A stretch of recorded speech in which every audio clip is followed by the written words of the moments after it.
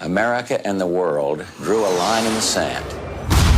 As war rages overseas, another war is declared at home. Fox comes along and says, we want to get some of that action.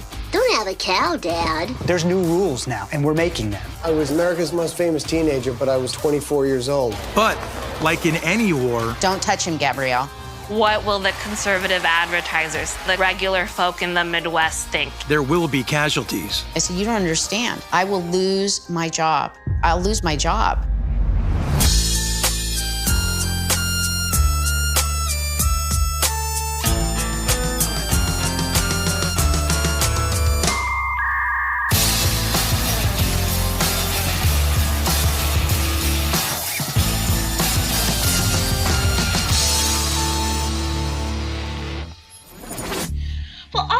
All day long at school is how great Marcia is at this or how wonderful Marcia did that. Marcia, Marcia, Marcia. Now, sweetheart. For decades, TV's portrayal of a typical American family was like staring at a snow globe, life in a bubble, frozen in time. Oh my God! Oh my God!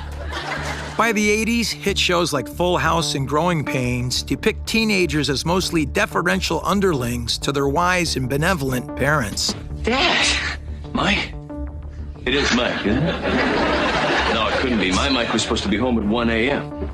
A lot of television history begins with this very white, suburban, nuclear family. Father knows best, you know, maybe cheeky to some extent, but for the most part, obedient children who listen to their parents. I came up as an actor in the 80s, in shows that were about real angsty teens. The heroic leads of the show were trying to help and save from whatever troubles these angsty teens had gotten themselves into. Cut and dry stories, cut and dry characters. Nothing felt too challenging. You know, it felt like we're gonna have the good guy, we're gonna have the bad kid.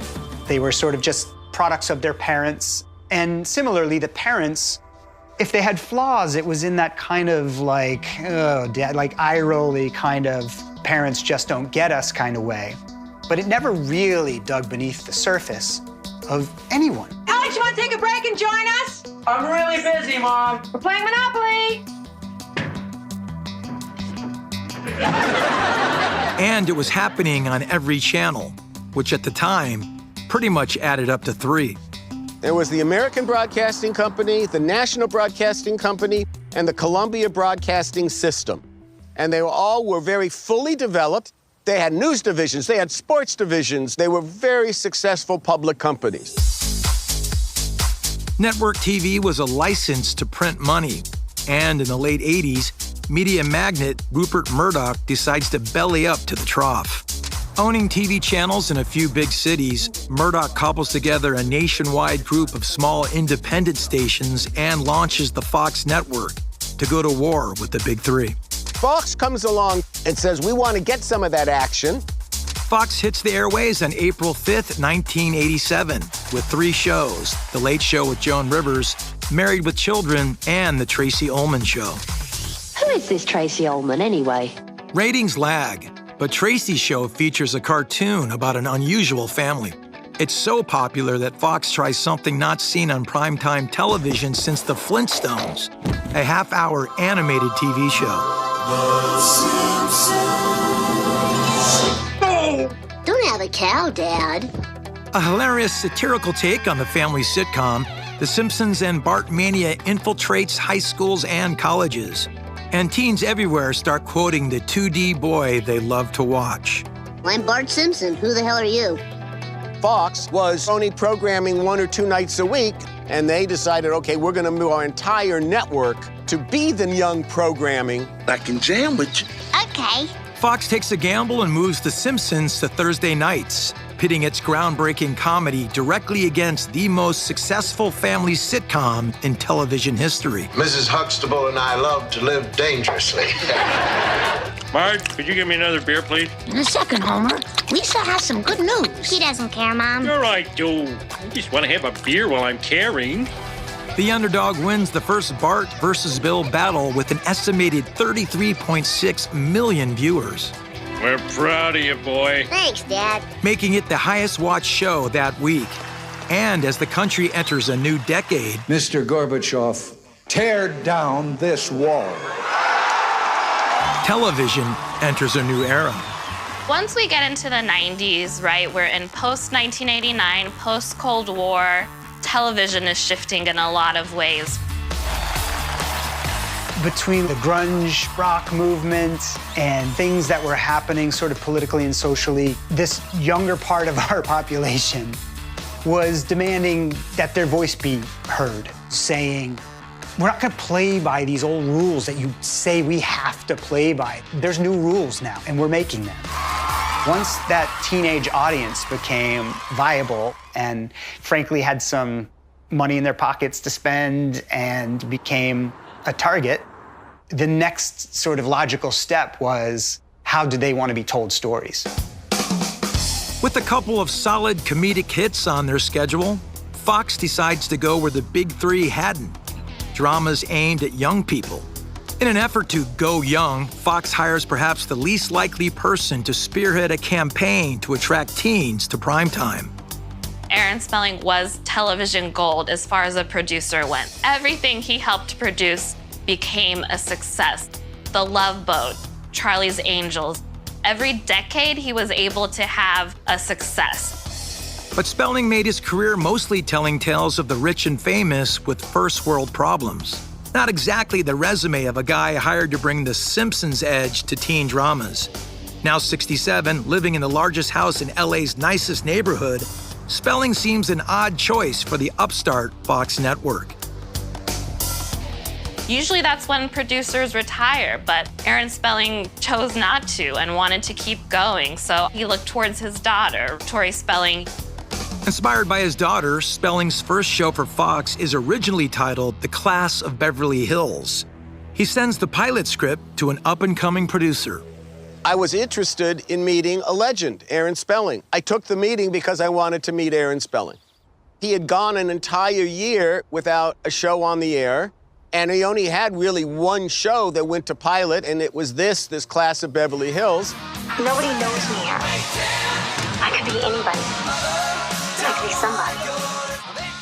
My name is Charles Rosen. My friends often call me Chuck, and I was the executive producer of Beverly Hills 90210 from 1990 to 1995. Early in 90210's first season, it looks like Fox's swing on a new kind of show for teens is a miss. Beverly Hills 90210 debuted on October 4th, 1990. It was ratings-wise like a ski run. It just went downhill. And our ratings got lower and lower, and we would have been replaced, except Fox had no replacement for us. So at that point, they had to just say, okay, well, let's just let them finish out the 12 that we've ordered. But on January 17th, 1991, Operation Desert Storm dramatically changes the television landscape. America and the world drew a line in the sand. What the three big networks did is they said, all right, we're at war now, it's wartime. We're going to suspend all of our commercial ratings at that point and just focus on what's going on in the Middle East. The Gulf War makes history by becoming the first war televised 24 hours a day, live. Right, go! Go! Fox can't compete. Fox had no news department. Hard to believe, I know, but they had no news department, and they decided we'll just run what we have on those days, and so 90210 ran some of those episodes. A couple of weeks go by, the war ends, and they resume service, and all of a sudden, Beverly Hills 90210 is not on the bottom 5 anymore. And we're gaining 750,000 to 1 million viewers every episode. We don't want your stupid work! As troops race towards Baghdad, 90210 marches up the ratings chart, becoming a home for teenagers who for the first time see people on network TV who look and sound like them. Every character was relatable in a very specific way without having these shallow archetypes. That's really what Gen X was looking for. Hi, how are you? My name is Dr. Stefania Marghitu, and I'm a media studies scholar with an expertise in television and the intersections of youth culture. Perfect. You know better than Kelly. Hey, don't overreact here. All I'm saying is it doesn't matter to me whether you slept with him or not. You're still my sister. You have the outsiders, Brenda and Brandon from Minnesota, coming into this unknown space of Beverly Hills 90210. So the typical American audience, the suburban Midwestern audience, can relate to them. I think that our show was the first show that sort of depicted a far more realistic version of American life. My name is Jason Priestley, and I played Brandon Walsh on Beverly Hills 90210. You know what, man? You obviously got some kind of problem with me, don't you, huh? Right now's your chance. Make your move. Come on. Dylan, guys, I'm not gonna hit you, man. You're like a brother to me. I'm not gonna do it. You have to. No, I don't have to, but if you feel like you want to hit me, why don't you go ahead? All right. Our show allowed for young people to watch other young people struggle with what they were struggling with, and it allowed them to feel like they weren't alone. Our mandate was pretty clear at that point, to find ways to entertain, to be romantic, and once in a while even try to be funny, but at the same time really deal with character-based stories that deal with the social issues of our time. Andrea, what's the matter? Why didn't you go with them? Couldn't be that much of a hypocrite. It was one of the first shows at that time that talked about the real issues and the confusion and the betrayals and the pain and the love, having sex, drugs, real things that were going on. And I think young people felt respected. I'm Gabrielle Carteris. I played Andrea Zuckerman on 90210 many years ago. Who am I to try to educate people about safer sex when I've never... They used to say kids are to be seen and not heard. This was the transitional period where, no, actually, they're young people. They have stories and they have real situations, and now we're gonna talk about that.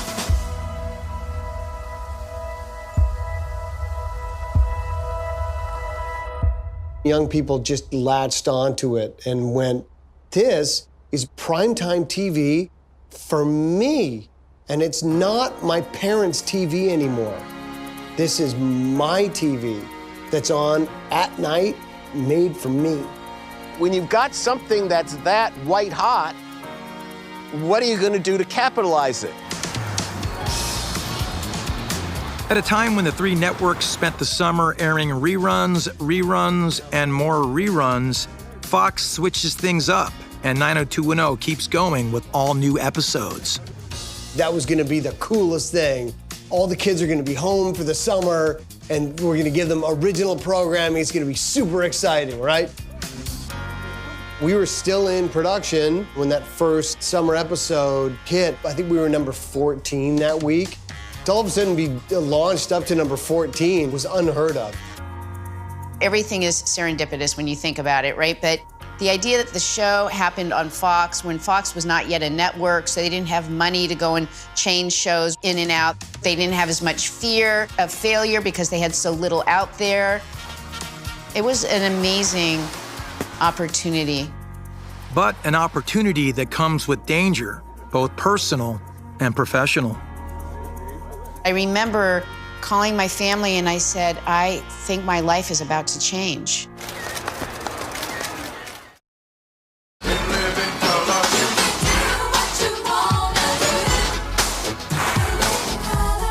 As the new decade begins, Fox launches In Living Color, a Saturday night live-ish show, but one that's updated with a 90s sensibility. It instantly hits with young viewers. Let's start with a stretch and down. Okay, now you try. Fox is also innovating with brand new formats, including what will become known as reality TV, a reaction to a TV writer's strike that requires replacements for scripted content. Cops is a raw look inside police forces across America. You can't make this shit up. While audiences are experiencing reality TV, the cast of Beverly Hills 90210 are experiencing their new reality. You cannot prepare for something like this. I had no idea how many people would come. If Luke Perry and I were out together, all we heard was screaming. They thought I was, 16 or 17, and they thought I was still in high school, like they were. Although the characters in Beverly Hills 90210 are all written as 16, the actors playing them are between 17 and 29. I was America's most famous teenager, but I was, 24 years old. So it was strange.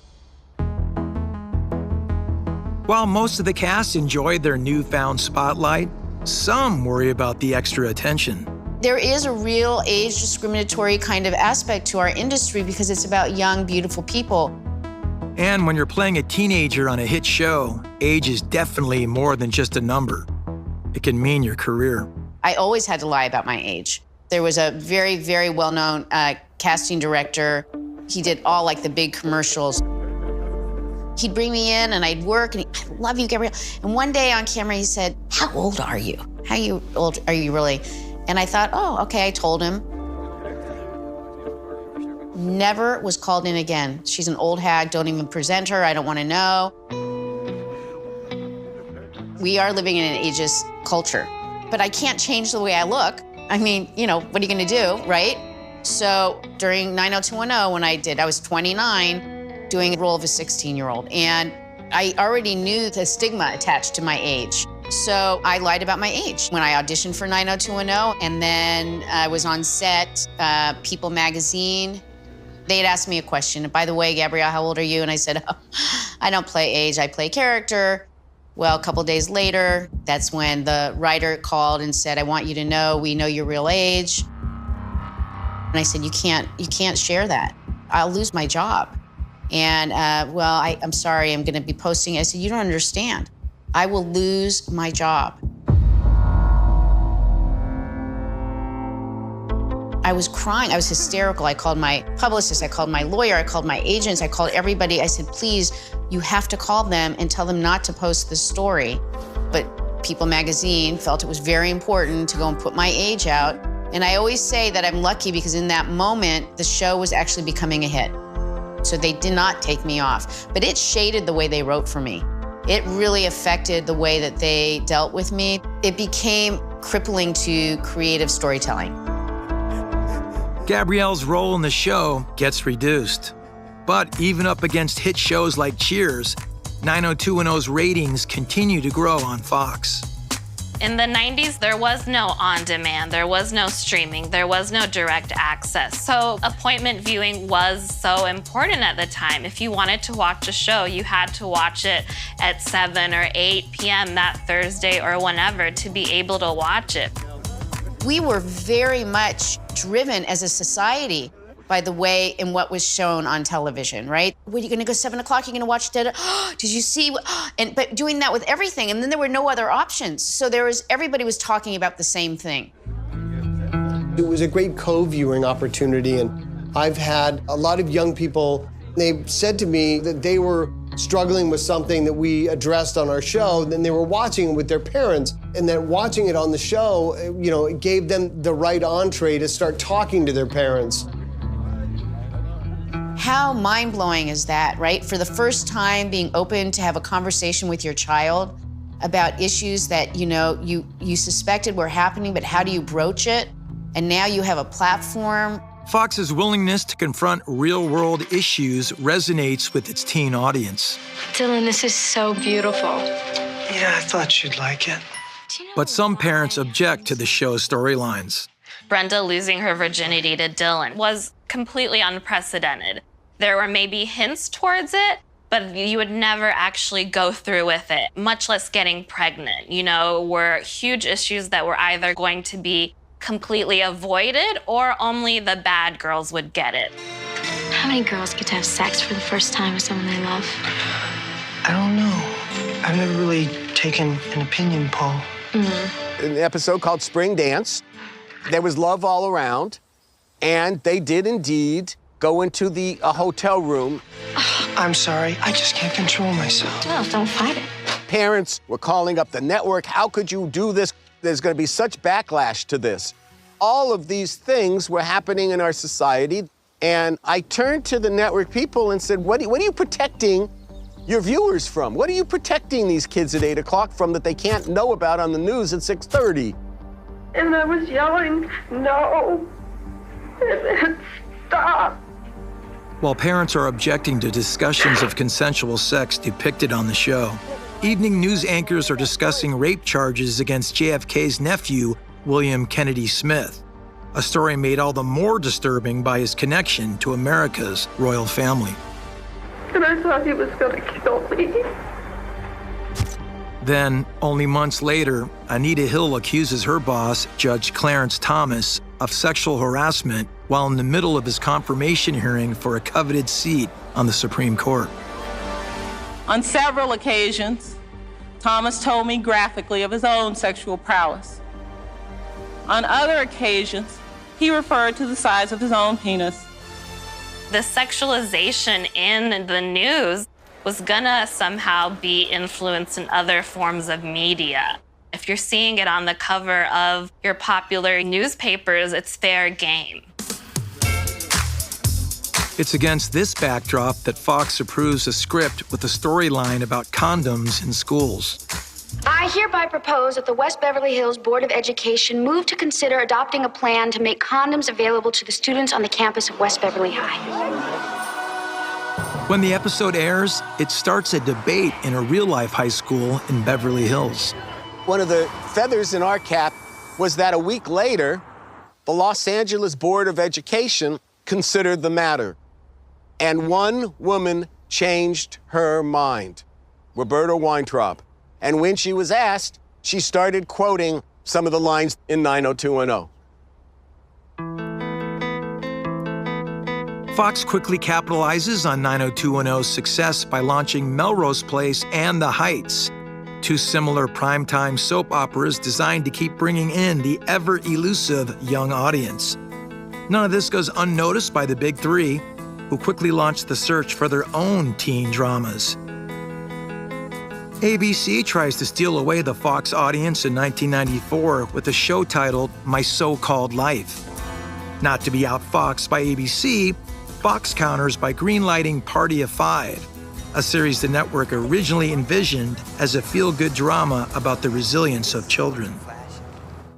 So tomorrow we go to Mr. Graham and we ask him for an advance. No. Why not? It's an emergency. Because we gotta seem in charge. We gotta seem like we can handle everything ourselves, like a normal family, or else they have an excuse to split us up.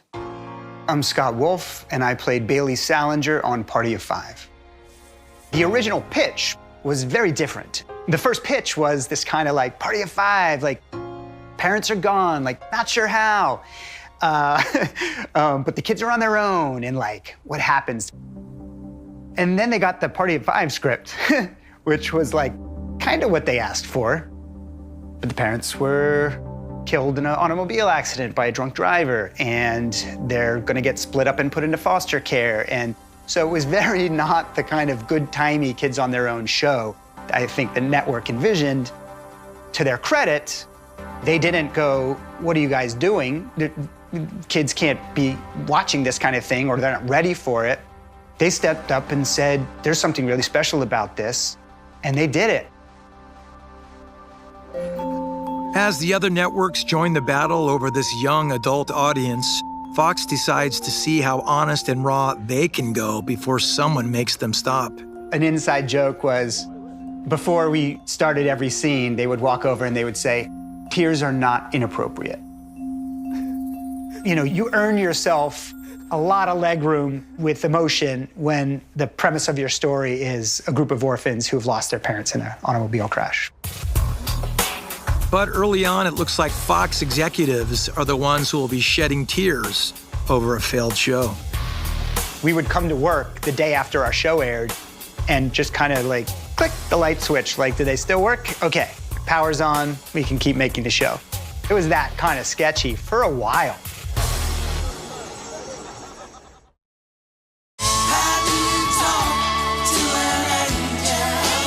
During the first season of The Heights, the theme song hits #1 on the Billboard charts. But while teens love the song, it seems to be all they love.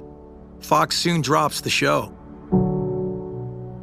Over at ABC, despite rave reviews, My So-Called Life is canceled, leaving a season 1 cliffhanger forever unresolved. All of this has the cast of Party of Five wondering if they'll survive to the end of season 1.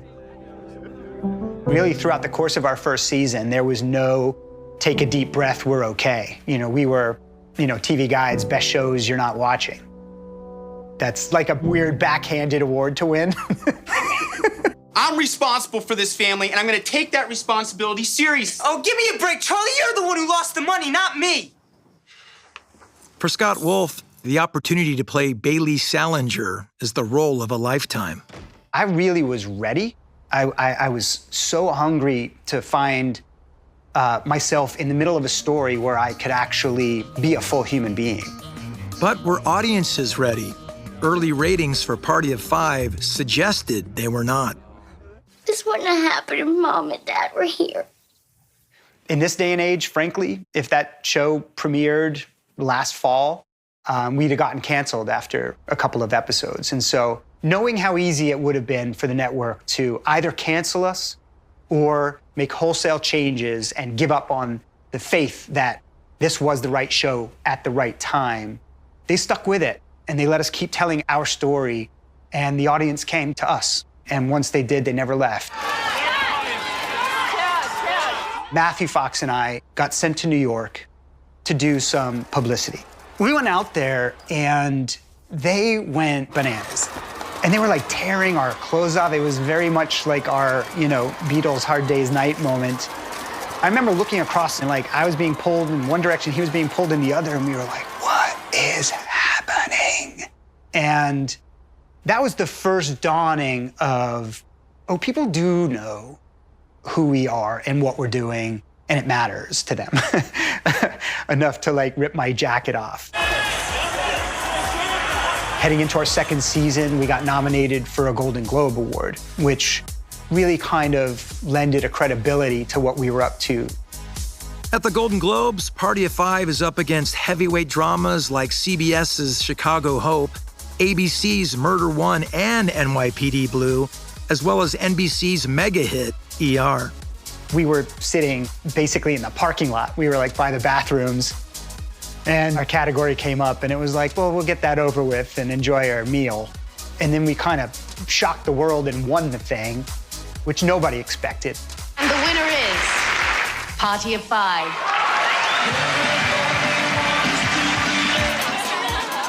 The success of Party of Five has critics asking whether Fox is irresponsibly portraying teen problems simply as a ratings grab.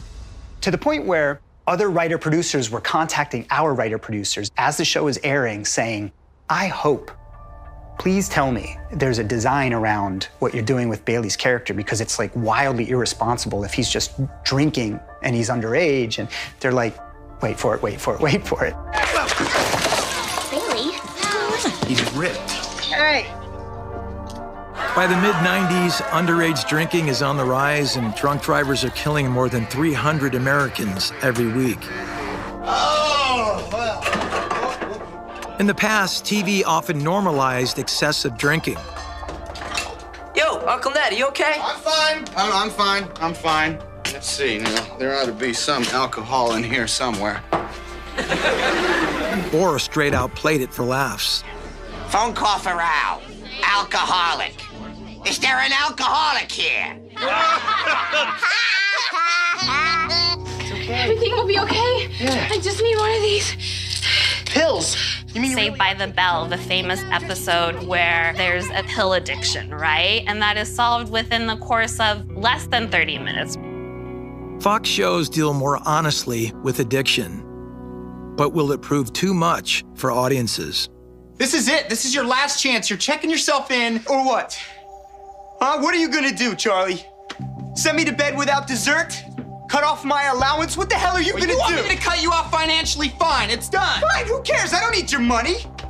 I could go get a job, and I already got my own place to live. All I need is for you to get the hell out of my way. Really? I mean it, Charlie. No! Get out of my way! Come on. No! Hey, come on. You son of a bitch! Oh my God, Bailey!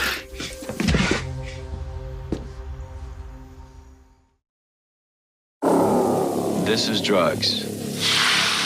This is your brain on drugs. Any questions? During the mid-90s, drugs, alcohol, and teenagers are mixing in even more dangerous ways. The heavy-handed just say no approach of the 80s no longer holds weight with their intended audience. Traditionally, family shows that would feature predominantly teen characters like Growing Pains, you would have a kind of public service announcement at the end. So these would be a very special episode, right? Everybody's not doing drugs, and you don't have to try them to be cool.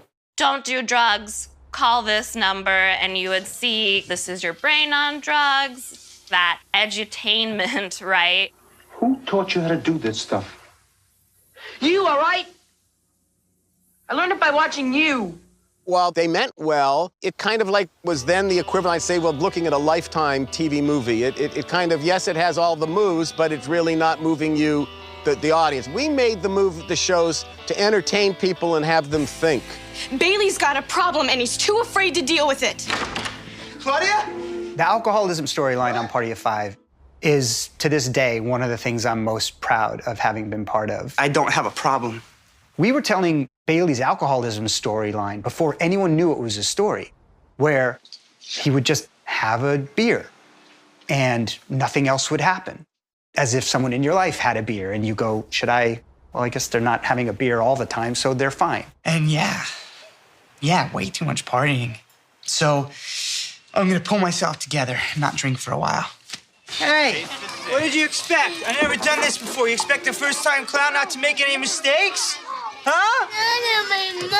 Oh, God, don't cry. He's crying. Come on, let's get out of here. Teaching him how to be a man. The fact that there was purpose in putting this story into the hands of our young audience says everything you need to know about what Party of Five was trying to do. We tackled subjects that were difficult and that were painful. This is Kelly. Watching the roller coaster ride that was Dylan McKay's, dealing with his addiction and falling off the wagon and then getting back on the wagon and it was craziness, right? Where's the Coke, Kelly? I don't know. Check the box.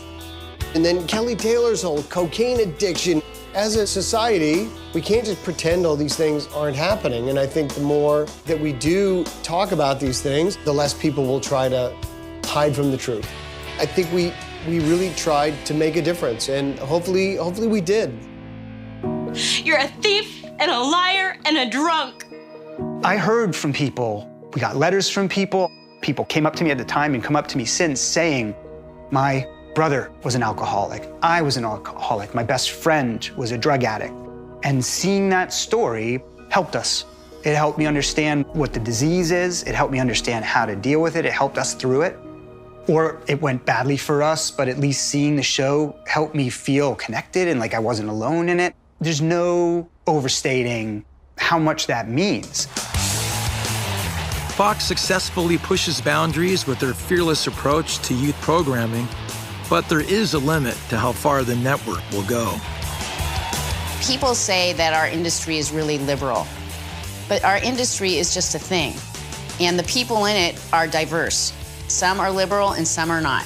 What I'm trying to say is that there's a lot of prejudice that's also imposed on the performer. Listen, by yesterday, I'm sorry. I didn't mean to hurt your feelings. 90210 was very forward-thinking. On the other side of that, it actually was not. I mean, it was television at that time. It was bad enough being reminded how inexperienced I am. But hearing you apologize for it, it's even worse. a lot of things that we're asked to actually mirror the very prejudice that the people who are sometimes creating projects carry. I'm Jewish, and I wear a Jewish star, you know, and my character was Jewish. And I get a call from the studio, and they said, you know, Gabrielle, you can't wear the Jewish star. And I said, but why? My character's Jewish, and you know, and they said, well, Middle America doesn't want to see it. And I said, really? Because then nobody can wear crosses, because Middle America doesn't want to see that either. And then she makes a demand that could mean her job. Everybody can take off their religious stuff, or I'm not. Andrea Zuckerman? After being asked to remove her Star of David necklace, actor Gabrielle Carteris objects. In response, the Fox network bans all religious symbols on any actor. And only now, I have to tell you, I say that with pride. I really do, because I think that was a scary time to be able to speak out on it. You know, in these big machines, you know, the entertainment industry, it can be sort of fleet of foot, and it can be dexterous, but can also be a dinosaur. It can be very slow to react. Television is still supply and demand, so it's a medium that has to evolve with its audiences. And if its audiences are changing their ideas about not only marginalized groups, but even the way people talk, that you can start adding that one swear word or that one sexual contact. You see these lines being pushed. And of course, on the creative, on the writer's side, they're gonna push it as far as possible. But the nature of commercial art is that there always is gonna be a pushback to what will the conservative advertisers think? What will the conservative regular folk in the Midwest think? At the end of the day, we are part of a giant network, and there's branding, and there's a lot of money at stake. And so, you know, things have to kind of work for everyone along that food chain. Ladies and gentlemen, the Circus of the Stars High Wire team. While Fox's shows try to be current, other networks keep pumping out good old-fashioned entertainment, like Circus of the Stars on CBS.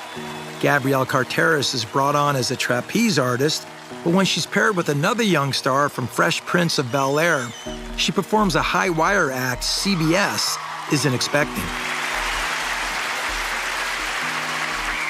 I walked the high wire with Alfonso Ribeiro, and it's death-defying because you have a net down there, but I carry weight, and it's very dangerous. We had been training for months and months, and for the dress rehearsal, the network came to watch us. This is really fun, but it's also the scariest thing I've ever done.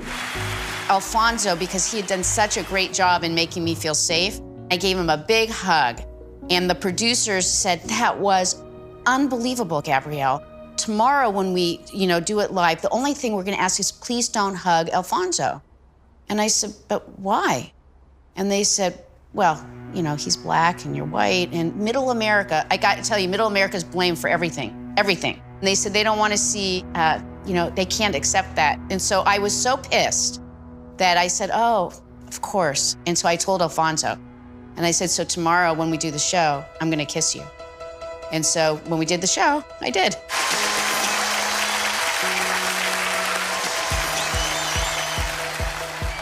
Even the once edgy 90210 falls prey to the idea that America isn't always ready to see change. Aaron, God bless him, right? He wanted to be hip and happening, and yet still was kind of locked in the constraints of the time. For instance, my character at one point dates a black man, but don't touch him, Gabrielle. Literally, I put my arm around him. We were walking. Oh, no, you're not supposed to touch him. Why? Well, because Middle America, they can't, well, I'm sorry, because this isn't real. And I was just talking to Chuck Rosen the other day about this and how they really wanted so much to be able to be open and how many things stopped them from really being able to tell the real story. The most important thing I learned from Aaron Spelling, and I think it's the other reason why you're talking to me today, 30 years after the fact, is you make a TV show for its audience. To try to reach some people and make some statements, I think is what made our show work and what made our show stand out and last for as long as it did. We were a critic's darling. So many people started making TV shows to win awards or to get a nice review in the New York Times. But I liked what Spelling's idea was. While 90210 and Party of Five remain popular, as the decade wears on, Fox is no longer the new flashy network. Once a destination for teens, their loyalties are about to shift. You're just upset or something. I'm not upset. I just don't want to hear your stupid, whiny voice. So get the hell out.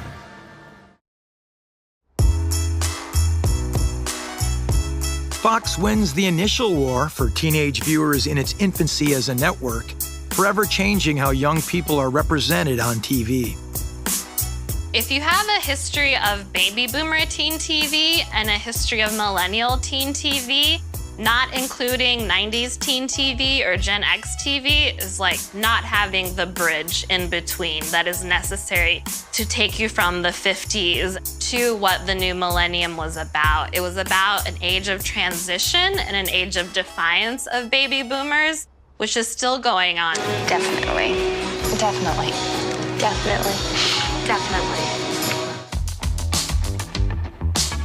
But in the second half of the decade, with the birth of new networks like UPN and WB stealing away millions of young viewers from Fox, it's what's happening on cable that truly displaces Fox's role as TV's most innovative home. Channels like HBO and FX are getting a reputation for constantly putting out critically acclaimed series, including The Larry Sanders Show, The Sopranos, and Sex and the City. Do you think I can get away with a hang-in-there baby halter top?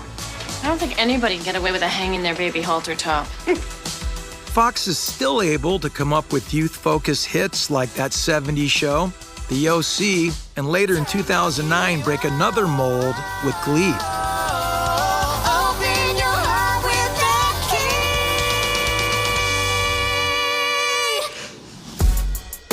The competition in our current so-called golden age of television has drastically changed what it means to have a hit. And many viewers still long for those 90s shows and a time when we were all watching TV together. Every show now is having reboots because the people who develop television don't have that much of an imagination, so they take titles that they knew and do that rather than try to break new ground. Some work out really great. You know, an exciting show like Zoe's Extraordinary Playlist, but that's the exception, not the rule. It was a moment in time that has come and gone in a lot of ways. I've always felt like the stories we were telling, the interactions between characters, weren't bound by that period of time or to that period of time. You know, they're human.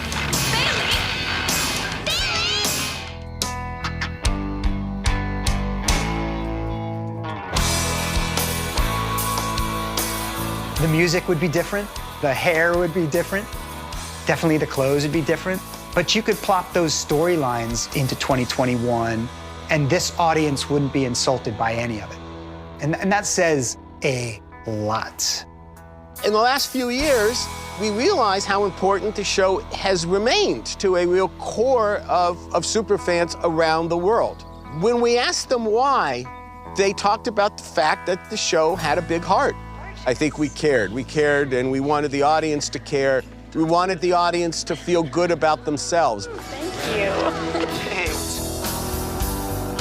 It's not about 90210, right? That just becomes the vehicle to tell the story. And if the story is relatable and if the story is real and it's about real issues, it will always do well. I think audiences in general, especially younger audiences now, have an expectation that you are going to meet them where they are. And I think you can draw a line directly back to those shows from the 90s that began to honor that. And I'm proud to have been around for the beginnings of that.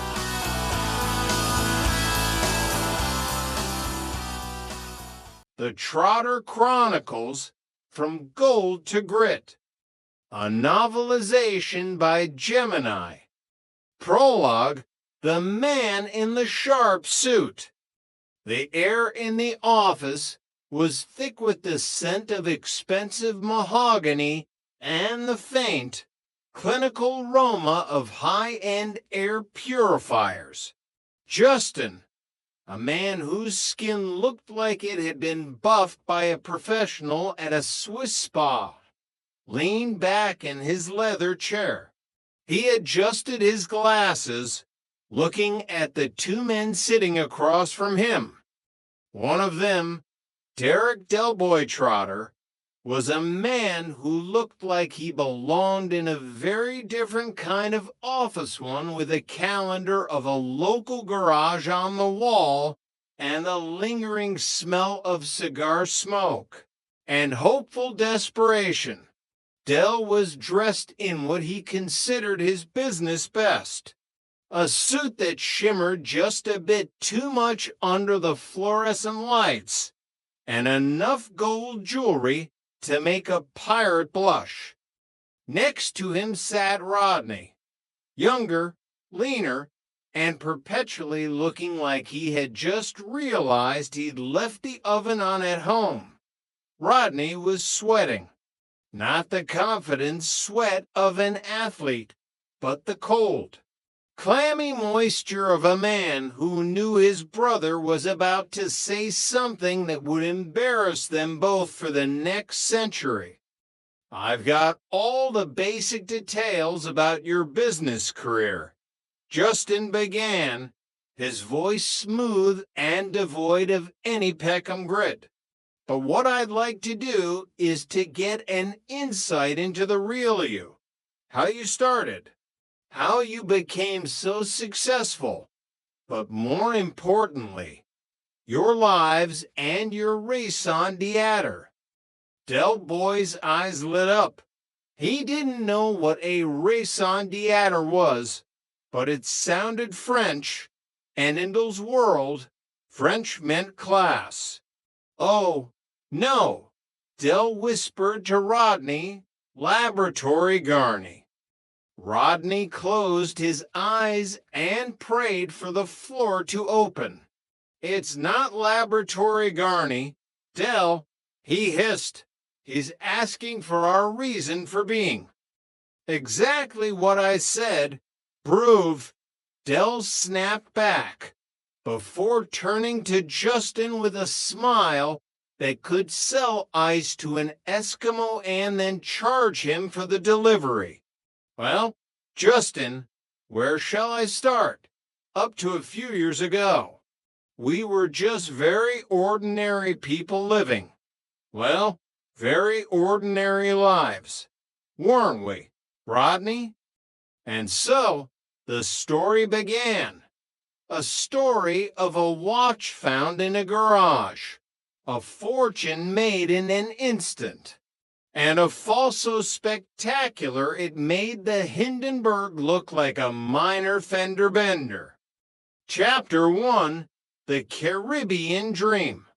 The sun over Barbados didn't just shine, it announced itself. It turned the turquoise water into a sheet of diamonds and the white sand into something so bright it hurt to look at without designer sunglasses, which, of course, the Trotters were wearing. Only a few months prior, the Trotters had been living in a council flat in Peckham, wondering if the hooky VCers they were selling would last through the first reel of Rambo. Then came the watch, an 18th century Harrison marine chronometer hidden in their garage for decades. It had sold at Sotheby's for £6.5 million. In an instant, Derek Trotter, the man who once sold one-legged turkeys at Christmas, was a multimillionaire. "Look at this, Rodney," Del had said, leaning over the balcony of their private villa. He was holding a glass of something blue with a miniature umbrella in it. "Total luxury. This is what we were born for. Mange tout, Rodney, mange tout." Rodney was sitting in a hammock, trying to read a book on sociology, but failing because Cassandra kept applying sun cream to his back. It's a bit much, isn't it, Del? I mean, 6 months ago we were sharing a bathroom with a leak that Uncle Albert called characterful. Characterful. It was a health hazard. Del laughed. But look at us now. We've divvied the dosh up. We made sure Uncle Albert got a nice little drink, figuratively speaking, though knowing him.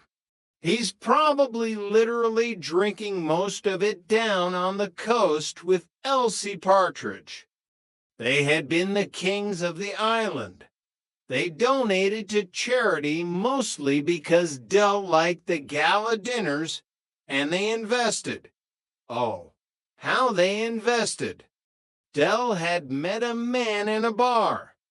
A visionary, Del called him.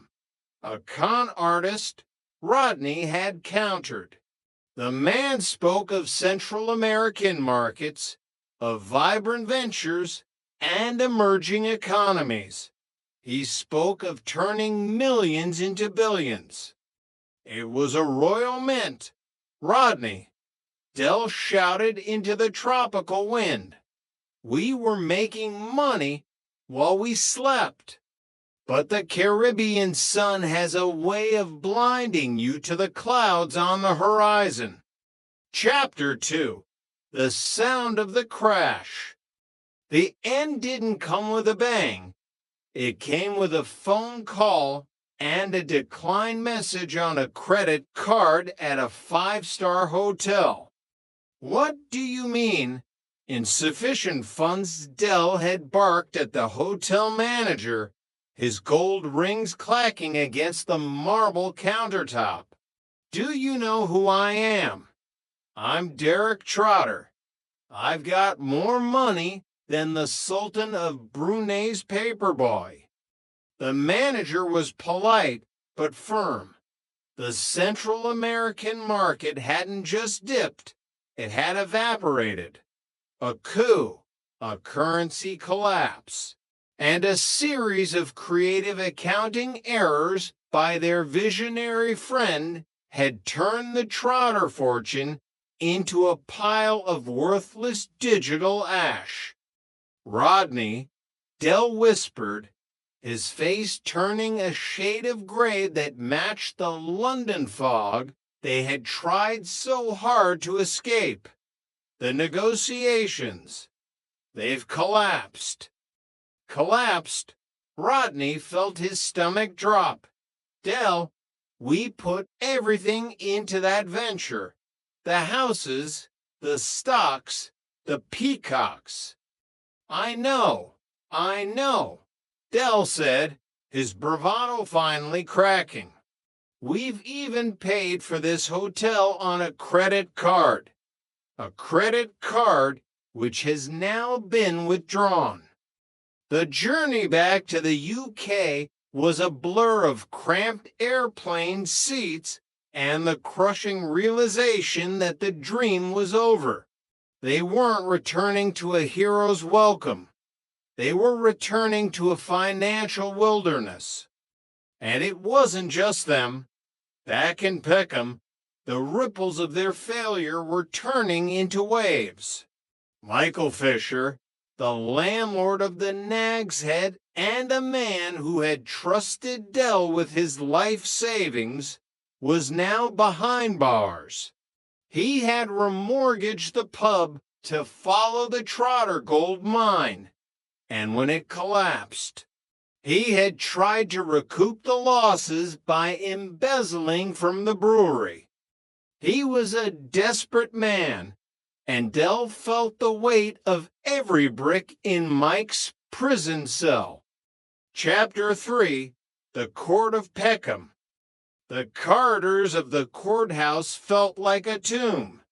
Denzel, a man whose nerves were usually held together by habit and hope, was pacing so fast he was nearly burning a hole in the linoleum.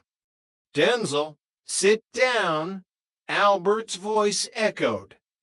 Denzel stopped and looked at the group gathered. There was Trigger, looking as vacant as a Sunday morning in a library. There was Boyke, looking smug despite the circumstances.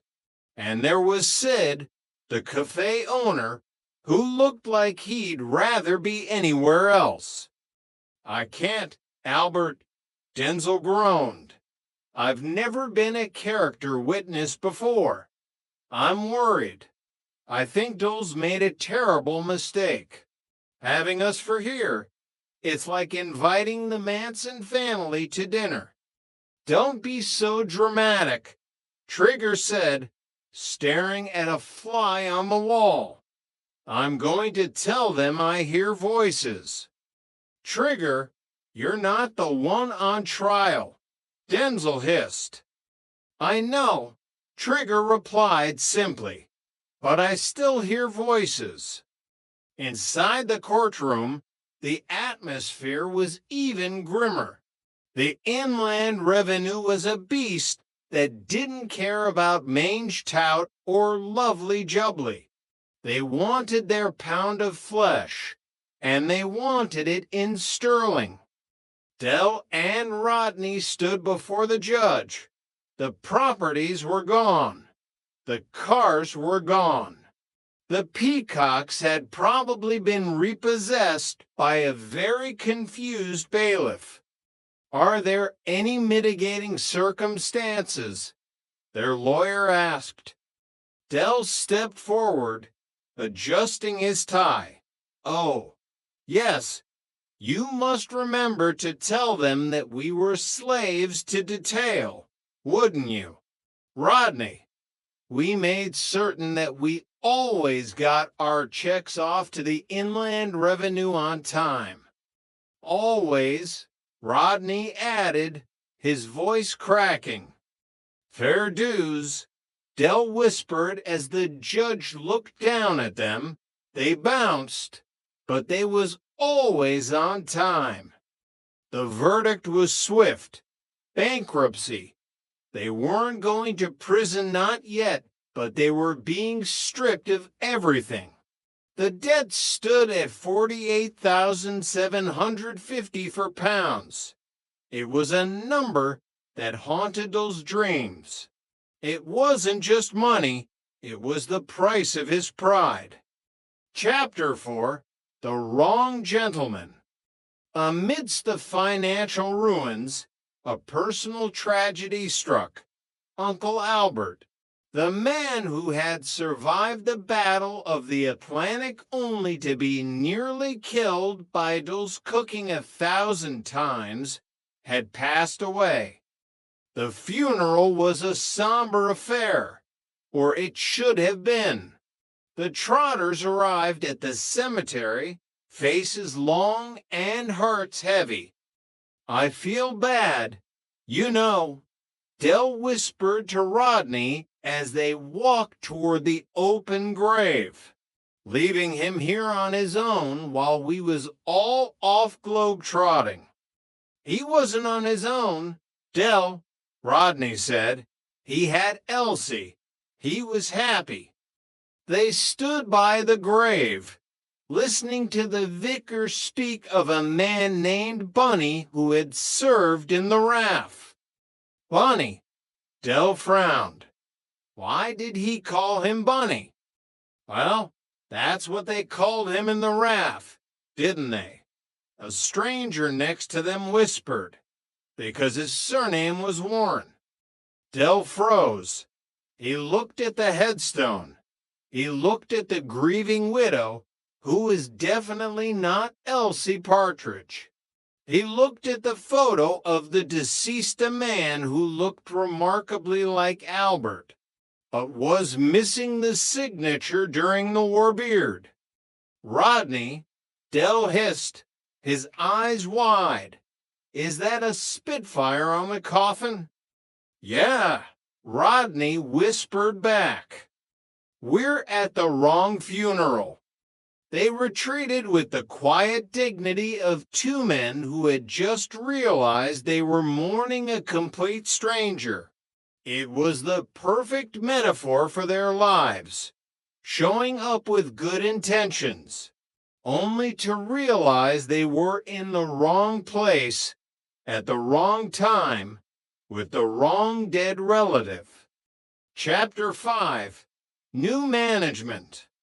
Back at Nelson Mandela House, the flat felt smaller than it used to. The wallpaper was peeling, and the ghost of their millionaire lifestyle lingered in the form of a single, half-empty bottle of expensive cognac. "The firm's been liquidated," Rodney said, staring at the kitchen table. "Trotter's Independent Traders is no more. It's Capit." "No, no, no," Dell said, his mind racing. "The firm can go on trading. It's just that I've been disqualified from running it. That doesn't mean to say I can't work for it." He looked at Rodney, really looked at him. "We need a new managing director," Dell mused.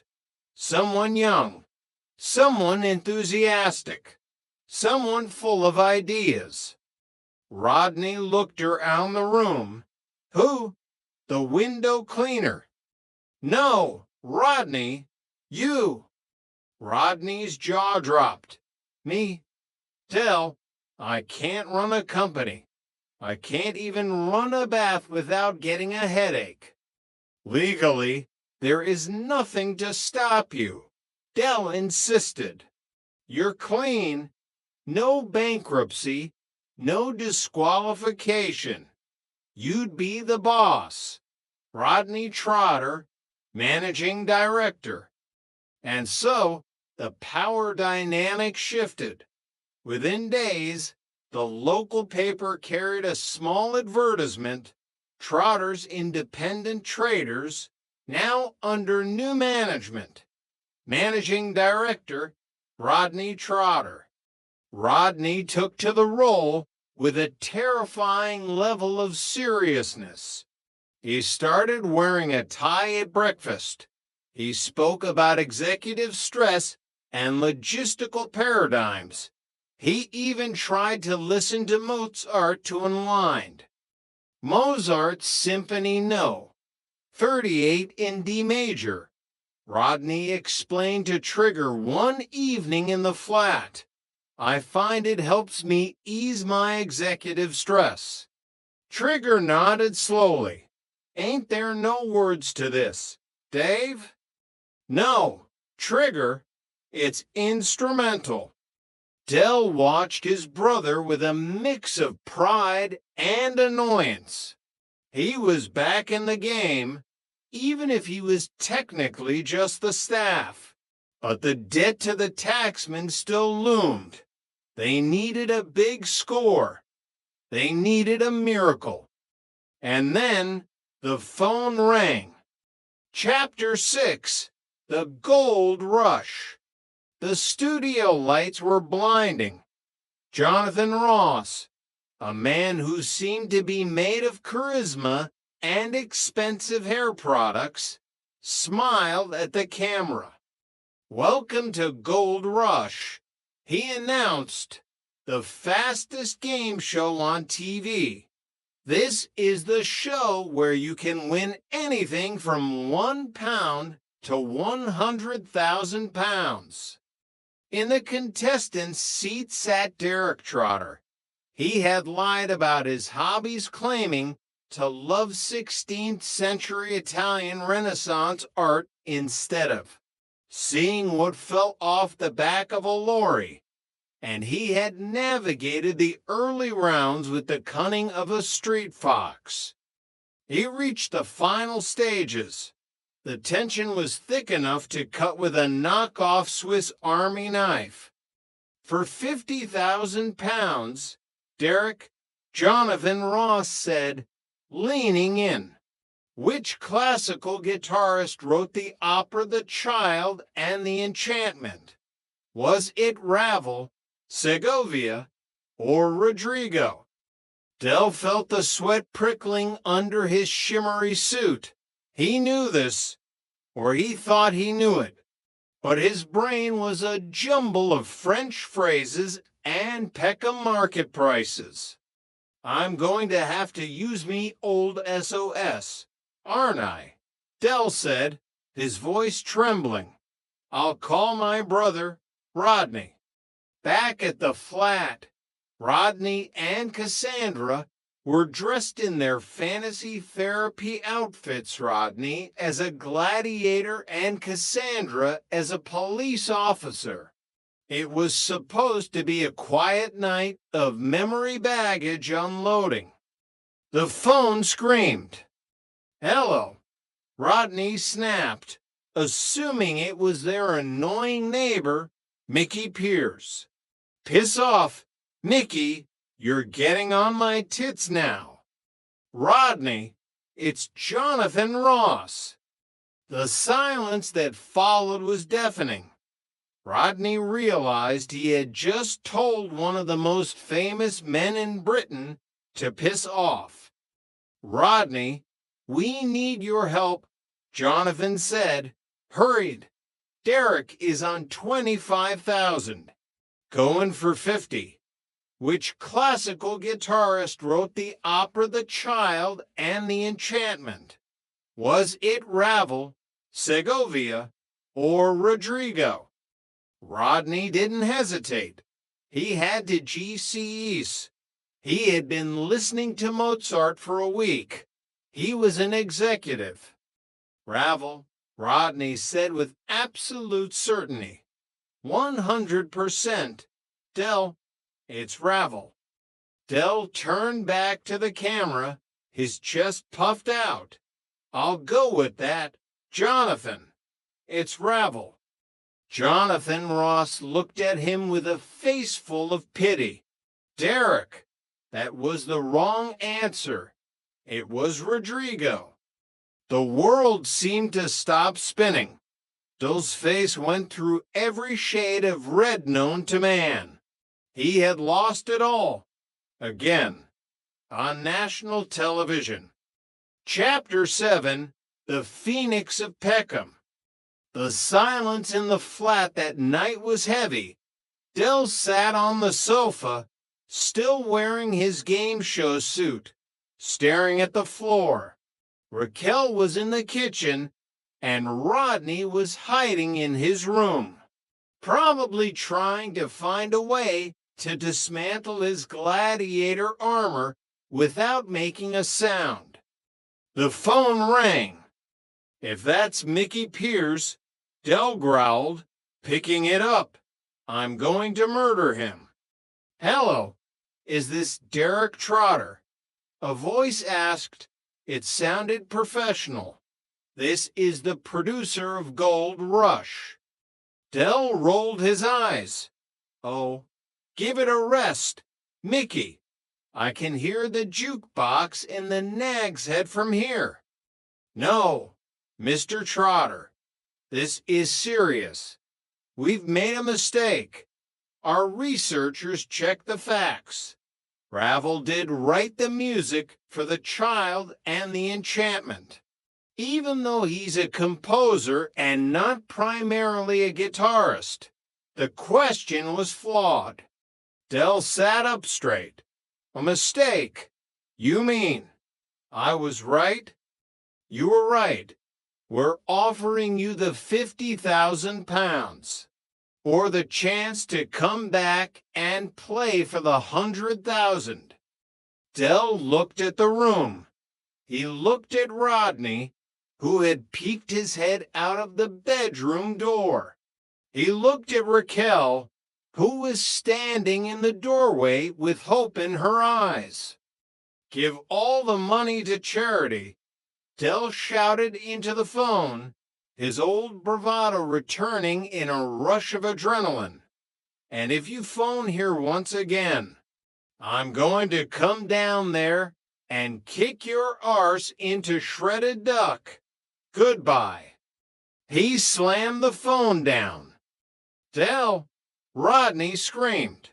What are you doing? That was 50 grand. Dell started to laugh, a deep, wheezing Peckham laugh. It was Mickey Pierce, Rodney. I could hear the jukebox. He thought he could wind me up, but nobody winds up Derek Trotter. He stood up, adjusting his cuffs. We're the Trotters, Rodney. We don't need charity. We're back in business. New management, new ideas. This time next year. Rodney sighed, but he couldn't help but smile. We'll be millionaires? No, Del said, throwing an arm around his brother's shoulder. This time next year, we'll be debt free. And that, Rodney, is bonjour. It's bonjour, Del, Rodney corrected. Exactly what I said. Prove exactly what I said. The neon sign of the Nag's Head flickered in the distance, a beacon of hope in the heart of Peckham.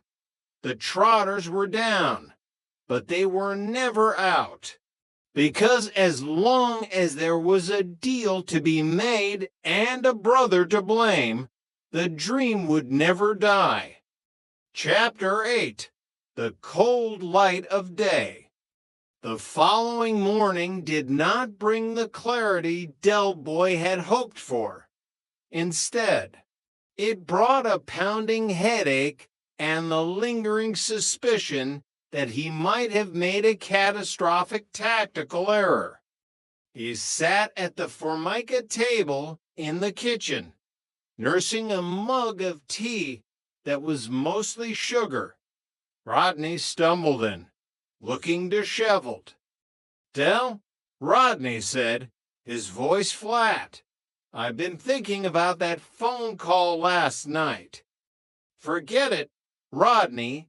Del snapped. Mickey Pierce, professional wind-up merchant, probably recorded the whole thing to play at the pub later. Low D toilet. Rodney. Water under the bridge. Del, I went to the pub this morning to get some milk because the fridge is on the blink again. And Mickey Pierce was there. He looked as miserable as a rainy Tuesday in Margate. Apparently, his latest business venture selling laser-cut toast just failed. He didn't even have enough credit on his phone to make a prank call. Del froze, his mug halfway to his lips. What? And there's more. Sid showed me the morning paper. There's a small headline on page 12. Game show blunder.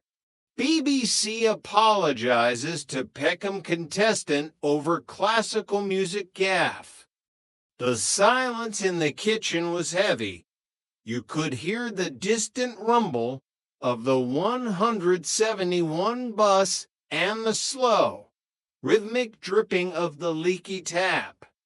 So, Del whispered, his voice barely audible. It wasn't Nicky. It was the producer. Del, you told the BBC to give £50,000 to charity in the name of the Trotters. Del Boy put his mug down. He stared at the wall, at the framed picture of their mother. Well, he said, his voice suddenly bright and brittle. At least we'll get a plaque or a mention in the newsletter. It's tax deductible, ain't it? We don't pay tax. Del, we're bankrupt, Rodney shouted. Details, Rodney, details. Del stood up, pacing the small kitchen. This is just a temporary setback. A minor hiccup in the grand tapestry of Trotter fortunes. We're under new management. Remember, Managing Director Rodney Trotter. What's our first move, boss? Rodney looked at the pile of unpaid bills on the counter. Our first move is to find something to sell. Something that doesn't involve the Sultan of Brunei or the BBC. Chapter 9, The Electronic Revolution. Rodney's first official act as managing director was to meet with Monkey Harris. Monkey was a man who lived up to his name short, agile, and always looking for a way to climb a bit higher on the social ladder. He met Rodney in the back of a van parked behind the Nag's Head. "I've got a consignment." "Rodney," Monkey whispered, opening a cardboard box. "Electronic personal organizers. Top of the range. They tell the time, store 500 names, and have a built-in calculator. They're selling like crazy in the West End." Rodney picked one up. It was a sleek, black plastic device that looked like something from a low-budget sci-fi movie. "How much?" "For you. A tenner apiece. I've got 200 of them." Rodney calculated. 200 at 10 pounds was 2,000. If they sold them for 30, that was for 1,000 pounds profit. It wasn't 50,000, but it was a start. "I'll take them," Rodney said, trying to sound executive. "But I'll need to pay in installments. Cash flow. You understand?" Monkey nodded. "I understand. Cash flow is the soul of business. I'll drop them off at Nelson Mandela House tonight." When Rodney returned to the flat, he found Del Boy trying to fix the washing machine with a bent coat hanger. "Good news, Del. I've secured our first inventory. Electronic personal organizers. The future of business. We're going to modernize Peckham, one address book at a time." Del looked at the device. "Electronic organizers. People round here can barely organize a trip to the toilet. Rodney, who's going to buy these?" "Everyone. Busy professionals, students, anyone who needs to stay on top of their game. It's executive stress management. Del, der chic." Del said, his eyes narrowing. "They look a bit plastic. Are they waterproof?" "Why would they need to be waterproof?" "In case it rains on the market stall. Rodney, think. Avoirdupois." Chapter 10. Iconoclastic Autosuggestion. While the business world was being revolutionized by plastic organizers, the domestic world of the Trotters was entering the realm of fantasy therapy. Cassandra had insisted. After the stress of the bankruptcy and the game show disaster, she felt their relationship needed a reboot. She had found a book by an American psychologist who spoke of memory baggage and the need to create our own make-believe world. Iconoclastic autosuggestion. Rodney explained to Del Boy while they were sorting the organizers. It's about rejecting reality and becoming different people, just for an evening. Sounds like what I've been doing for 40 years. Rodney, Del quipped. What's the catch? We write down our fantasy figures, and then we become them. No dressing up. It's all in the mind. But as with everything in the Trotter household, the no dressing up rule was the first to go. Thursday night arrived. Del had agreed to take Raquel and Damien out to see a film, giving Rodney and Cassandra the flat to themselves. Or so Rodney thought. I'm taking them to see that new cartoon, Del said, adjusting his coat. The one about the singing fish. We'll be back late. Enjoy your auto-suggestion. Rodney waited until the door closed. He went to his bedroom and emerged 10 minutes later wearing a leather skirt, a plastic chest plate, and sandals. He looked like he had been rejected from a high school production of Spartacus. Cassandra emerged from the bathroom.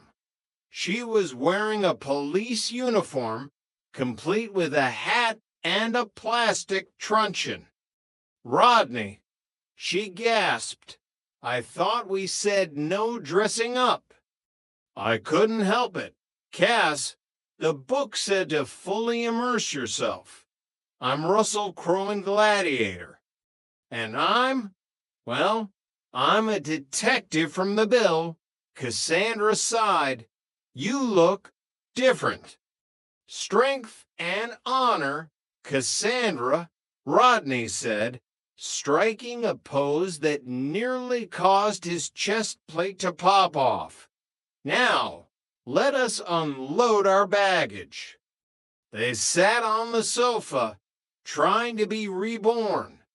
But the atmosphere was somewhat dampened by the smell of Dul's lingering cigar smoke and the faint sound of the neighbor's heavy metal music.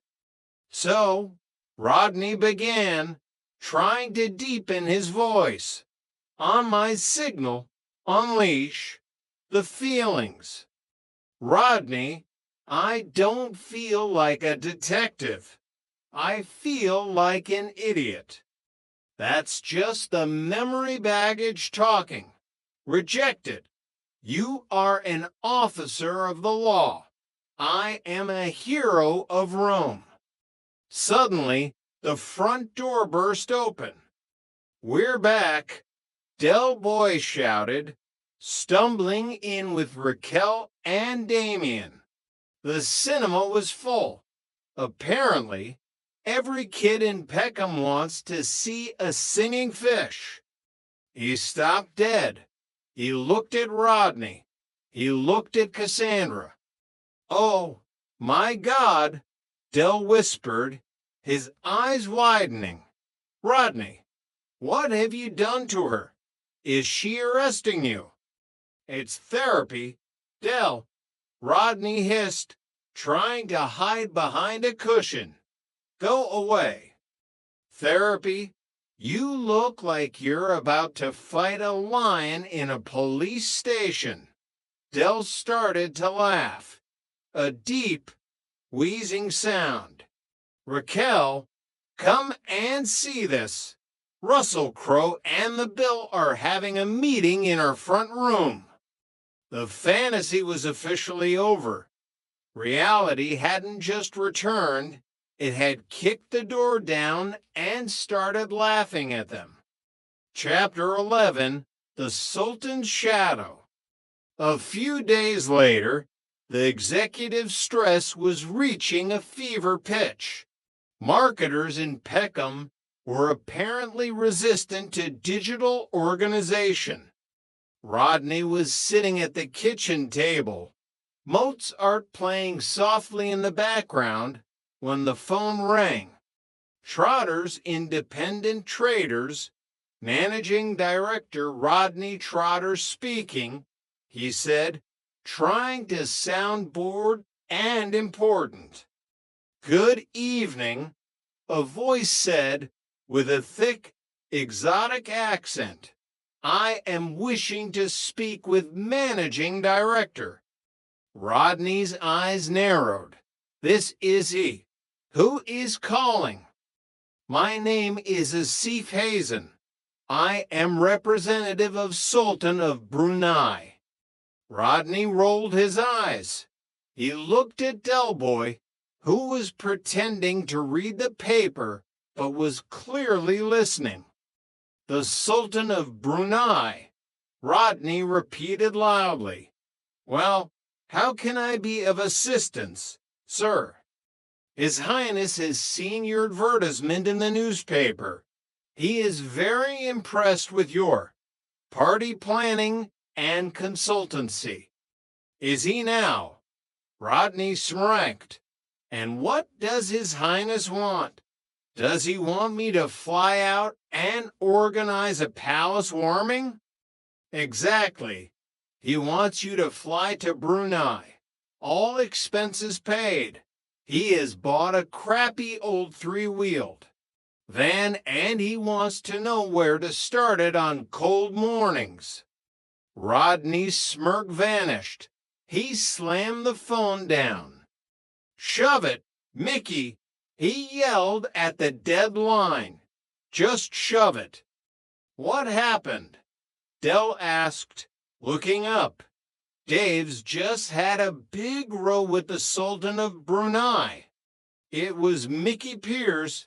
Del, I could hear the jukebox. He thinks he's so clever, using an accent. But as Rodney sat back down, his Mozart symphony reached a crescendo.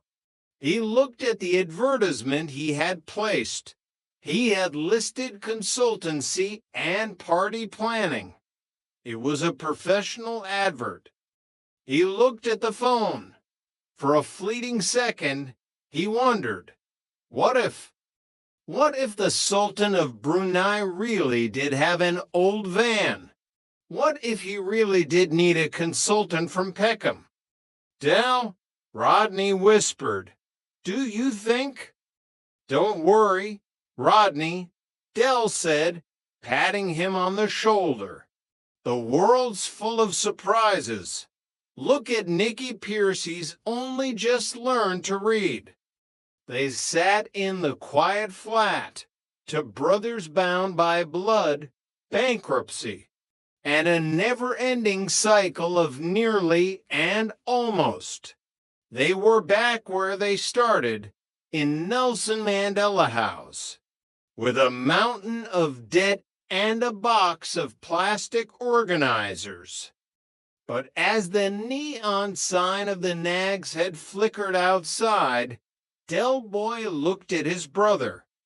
This time next year, Rodney, he said, the old spark returning to his eyes. This time next year, we'll have sold all them organizers. We'll be back on top. Mange tout, Rodney, mange tout. And in the heart of Peckham, that was enough. Chapter 12, The Ghost of Mickey Pierce. The weight of the charity call hung over the flat like a thick London fog that refused to lift.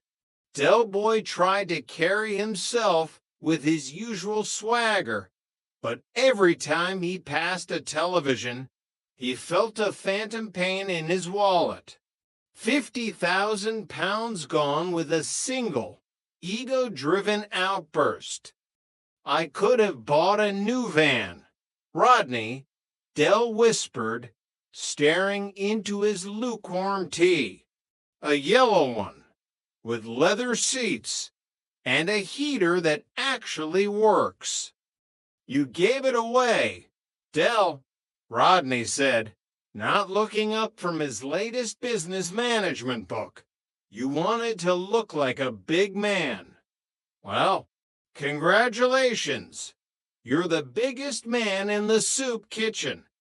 Rodney was trying to embrace his role as managing director, but the reality of the market stall was far from the corporate boardrooms he envisioned.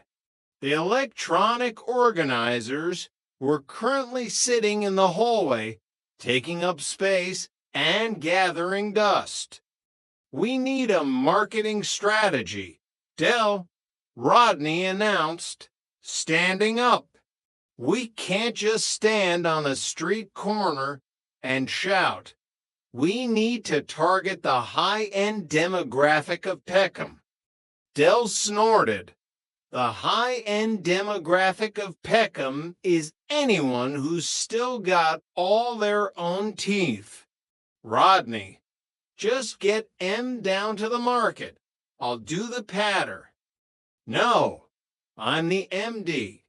I'll do the patter. You can be the logistics coordinator. The what? Rodney, I've been selling since you were in nappies. I could sell a no-entry sign to a getaway driver. But Rodney was insistent. He wanted to prove he was more than just a bone marrow donor in a cheap suit. He spent the evening practicing his executive voice, much to Raquel's amusement and Dul's irritation. The next morning, the market was bustling. Rodney stood behind the stall, looking stiff and uncomfortable in a trench coat he thought looked professional. Dell stood to the side, arms folded, waiting for the inevitable. Step right up, ladies and gentlemen, Rodney shouted, his voice cracking slightly. Experience the future of personal management. The Trotter 3000 electronic organizer. Stores 500 names. Calculates. Tells the time in Tokyo. A woman in a headscarf stopped and looked at the black plastic device. Does it tell me when the 171 bus is coming? Well, no, Rodney stammered. But it can store the bus timetable if you type it in. I can't type, she said, moving on. And I don't know anyone in Tokyo. Del Boy stepped forward, unable to restrain himself any longer. Oi, darling, come back. Don't listen to him. He's just the apprentice. Look at this, it's not just an organizer. It's a status symbol. It shows the world you're a person of substance. And look at doubles as a very stylish paperweight for your betting slips. He grabbed one and held it high. Normally 30 quid, but today, because my brother here has just been released from a psychiatric institute, and I'm feeling sorry for him, 15 quid, for 25. Within 10 minutes, Dell had sold 3. Rodney watched in a mixture of awe and resentment. The executive dream was slipping away, replaced by the familiar grit of the Peckham hustle. Chapter 13, The Road Sweepers Union. As the weeks dragged on, the organizers sold in drips and drabs. But the mountain of debt to the inland revenue remained immovable. The threat of bailiffs was no longer a distant worry. It was a looming shadow that darkened every conversation. Raquel's right, Dell, Rodney said one evening, looking defeated. Trigger said they're recruiting down at the depot. Road sweeping. The pay is steady. Del Boy looked like he had been slapped. Road sweeping. Me, Derek Trotter, the man who once had peacocks on his lawn. I'm a trader, Rodney, an entrepreneur. You're a bankrupt entrepreneur. Del, we need money. Real money. Not this time next year money. Del looked around the flat.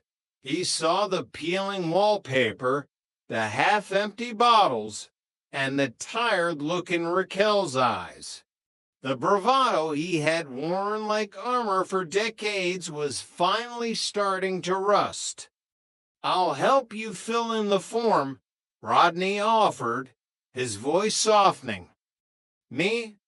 Del shouted. I wasn't talking about me. You're the one who needs a job. You're young. You're fit. You can push a broom from here to Lewisham.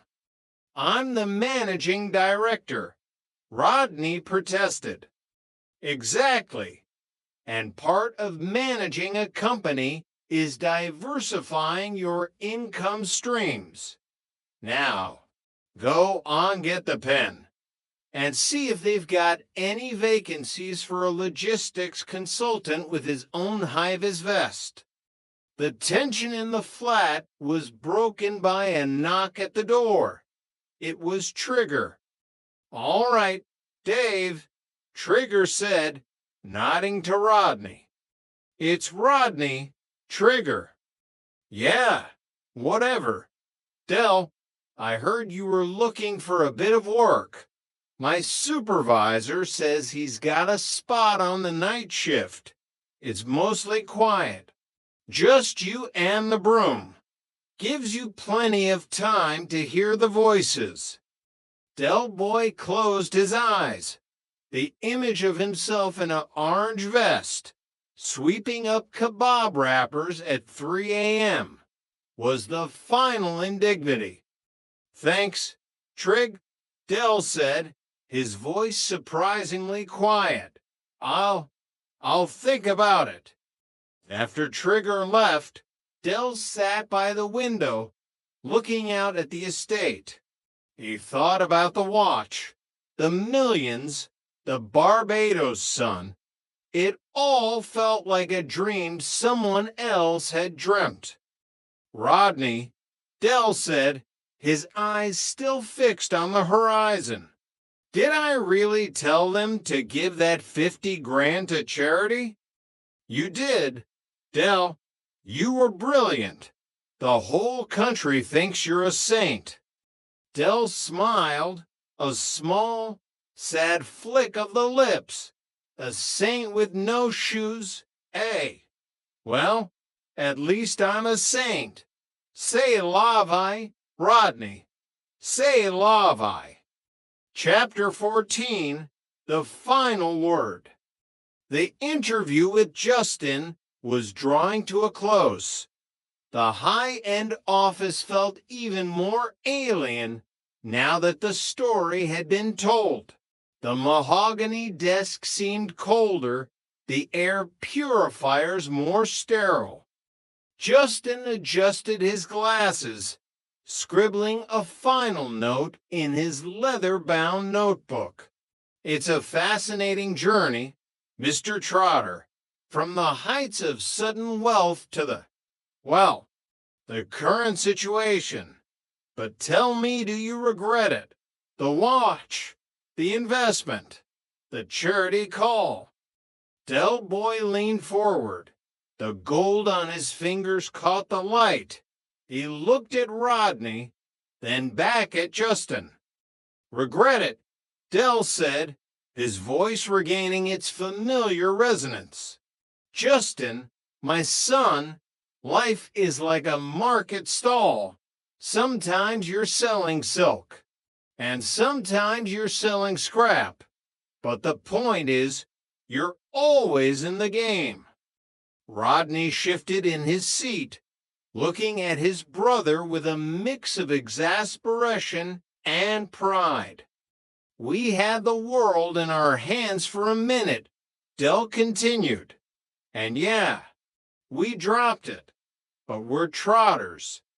We're like those little rubber balls you get in the 50p machines. The harder you hit us against the pavement, the higher we bounce. He stood up, smoothing his shimmering suit.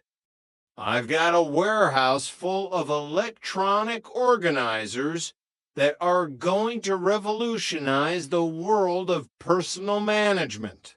I've got a managing director who's got more ideas than a patent office. And I've got a family that, well, they're the only thing that's actually worth $6.5 million. Justin stood up, offering his hand. Thank you, Derek, it's been an insight. I'll be in touch. As they walked out of the office and into the cool London air, Rodney turned to Del. So, what now, MD? Del Boy looked at the yellow Capri parked at the curb. It was old, it was battered, but it was theirs. Now, Rodney, Del said, his eyes sparkling with a new scheme. Now we go to the Nag's Head. I think I know a bloke who's looking for 200 slightly water-damaged electronic organizers. He's a Lap's laptop salesman. And I think he's a fan of Ravel. Rodney sighed, shaking his head. You never learn, do you? Learn? Rodney, my boy, if I learned, I'd be bored. Mange tout, Rodney, mange tout. And as they drove off into the Peckham sunset, the neon sign of the Nag's Head flickered to life, welcoming them back to the only world they truly understood. Chapter 15, The Nag's Head Debrief. The Nag's Head was exactly as they had left it, dimly lit, smelling of stale lager and failed dreams, and populated by the usual suspects. Sid was behind the bar, looking as if he'd personally invented misery, while Trigger sat in his usual corner, nursing a half pint of something that looked like swamp water. Del Boy burst through the doors, his shimmering suit reflecting the flickering neon lights. Behind him, Rodney followed, looking like a man who had just survived a high-stakes interrogation which, in a way, he had. A round for my friends, Sid, Del shouted, slapping a 5-pound note onto the counter. And make 'em large ones. We've just been to the top of the mountain and come back with the view. Sid didn't look up from his glass polishing. The mountain, last I heard, you were at the bottom of a bankruptcy hole. Del, that 5-pound note wouldn't even buy you a ticket out of Peckham. Details, Sid, details. Del laughed, grabbing to brandies. He walked over to Trigger. All right. Trig, you missed it. We just had a meeting with a high-flying biographer. He wanted the inside scoop on the Trotter Empire. Trigger nodded slowly, his eyes vacant. Did he ask about the voices? Del, no. Trig, he didn't. But he was very impressed with our raison d'etre. Your what? Our reason for being, Trig, Rodney intervened, sitting down. Not that Del actually knows what it means. I know exactly what it means, Rodney. Del snapped. It means we're still here, ain't we? Against all the odds. The taxman, the game shows, the Sultan of Brunei, they've all tried to knock us down. But we're like a pair of bad pennies. Boyke walked into the pub then, looking as smug as a man who had just sold a rusty tractor for the price of a Ferrari. Ah, the Trotter brothers, back from the financial wilderness. I see. I hear you've been disqualified from running companies. Derek, a bit of a choker, that. Not disqualified, Boyke, Del said, leaning back. Under new management, meet the managing director of Trotter's Independent Traders, Rodney Trotter, Boyke let out a dry. Rattling laugh. Rodney, running a company. I've seen more business acumen in a damp sponge. What's the first item on the agenda?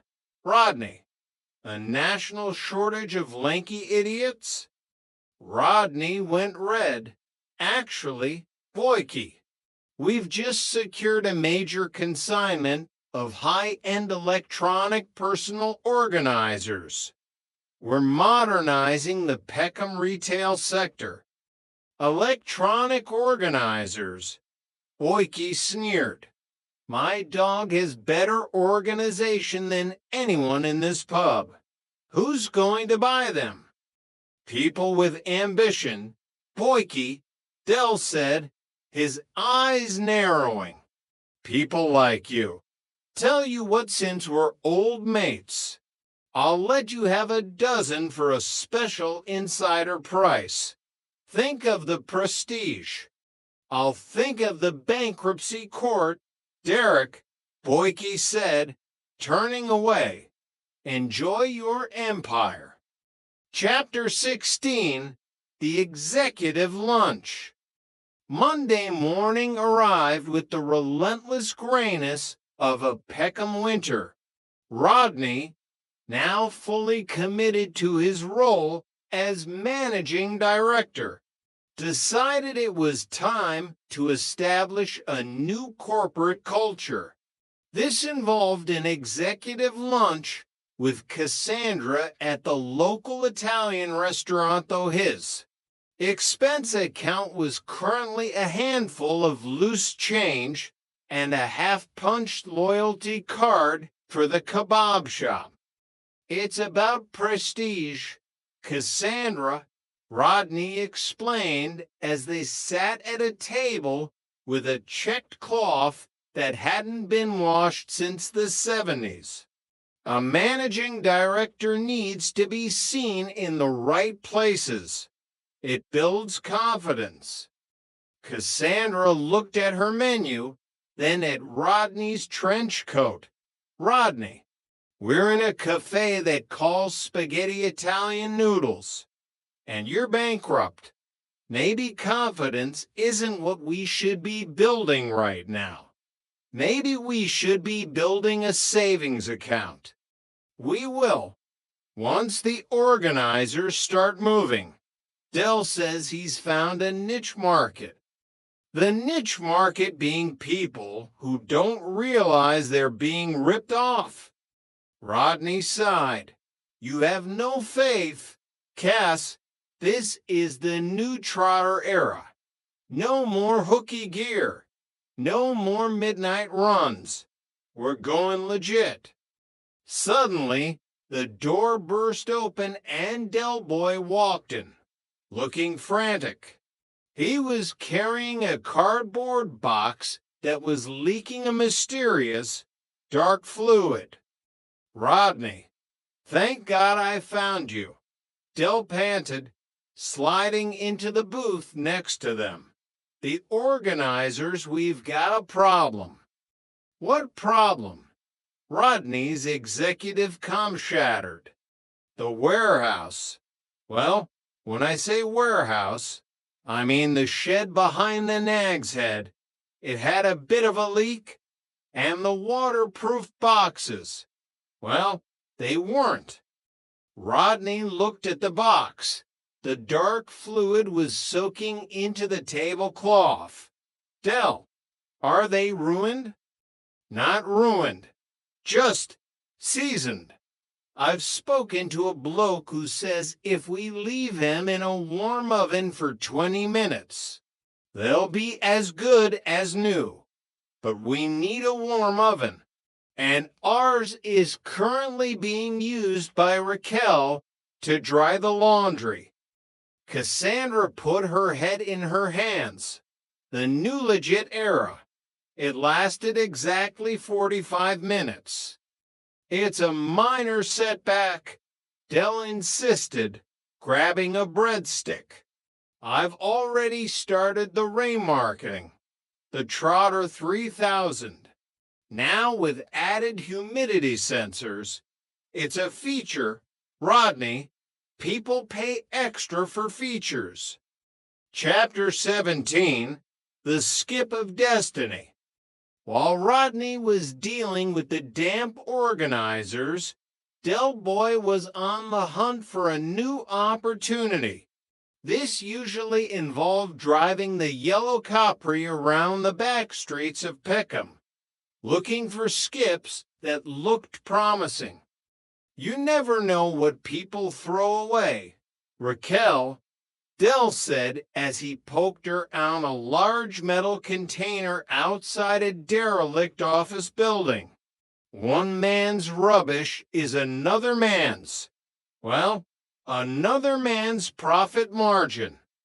He pulled out a tangled mess of copper wire and a dusty, ornate frame that looked like it belonged in a haunted house. Look at this. It's a genuine Victorian. Something, probably priceless. Del, it's a broken picture frame with dry rot, Raquel said, staying in the van, and it's covered in pigeon droppings.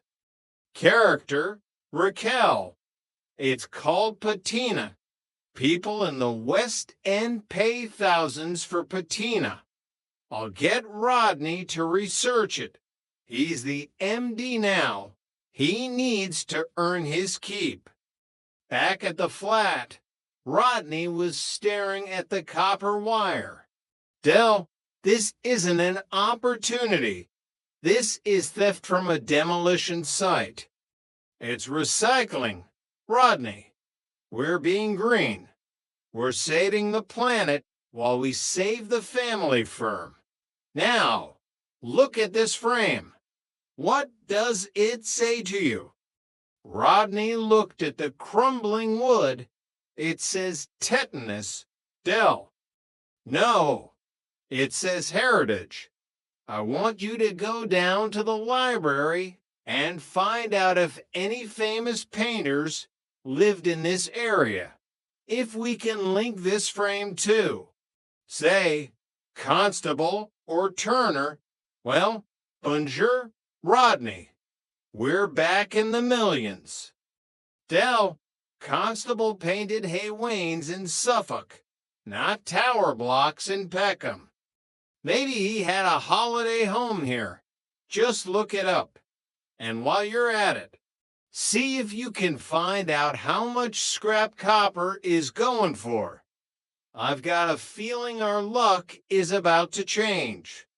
Chapter 18, Trigger's Wisdom. Late that night, Del found himself back at the Nag's Head. Rodney had gone home to argue with Cassandra about the ethics of scrap metal, and Raquel was busy with Damien. Del needed a sympathetic ear, and as usual, Trigger was the only one available. Trig, Del said, staring into his brandy, do you think I'm a failure?